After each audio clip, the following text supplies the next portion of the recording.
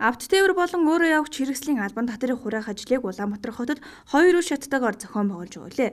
1-р шат 2012 оны 1-р сарын 1-ээс 5-р сарын 31-нд хүртэл, 2 дахь буюу хяналтын үзлэг шалгалт 6-р сарын 4-өөс 6-р сарын 18 хүртэл хугацаанд үргэлжлэх юм а. Нийслэлийн 9 дүүрэг татвар хураах ажлыг бүх дүүргийн татврын байранд зохион байгуулж байгаа бөгөөд Улаанбаатар хотод 3 онцлогооны төв ажиллаж байгаа юм а. Баянзүрх дүүргийн 8 дугаар хороо Автовокзал, Баянгол дүүргийн 20 дугаар хороо Хөсөг Тэрэд хариуцлагатай хувьцаат компани байр, Сонгон Архин дүүргийн 20 дугаар хороо Автобус хоёр компани хойтол тус байрлаж үйлчлэгээ үзүүлж байгаа юм а. Ингээд автотээвэр болон өөрөө явагч хэрэгслийн албан татвар, агаарын бохирдлын төлбөр хураах нэгцгийн үйлчлэгээний цэгүүдийн байршлын мэдээллийг дэлгэрэнгүйгээр танилцуулж байна.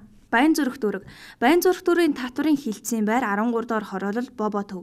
Даа хүрээ захын нэг зэгийн үйлчлэгээний байр Баянзүрх дүүргийн нийгмийн даатгалын хилцээний байранд болон 3 дугаар хорооны байр Сансрын үйлчлэгээний төвийн баруун талд тус байрлаж байна. Баянгол дүүргийн татврын хилцээний байр Төмөр зам вокзалын хажууд 7 дугаар хорооны байр Говь савны урд талд, 17 дугаар хорооны байр Минж Плазагийн урд болон Баянгол дүүргийн засаг даргын тамгын газрын дэргэдэх нэг цонхны үйлчлэгээний байранд байрлаж байна. Сүхбаатар дүүргийн татврын хилцээний байранд Сүхбаатар дүүрэг тогтчилт үйлчлэгээний компани байр, Сүхбаатар дүүргийн 15 дугаар хорооны байранд болон Сүхбаатар дүүргийн засаг даргын тамгын газрын дэргэдэх нэг цонхны үйлчлэгээний байранд байрлаж байна. Сонгон Архин дүүргийн татврын хилцээний өөрийн байранд болон Баян хошууны эцэс Жанцан худалдааны төвийн баруун талд 4 давхар барилга болон Гүнгэрба худалдааны төв Сойм кинотеатрт тус байрлаж байна.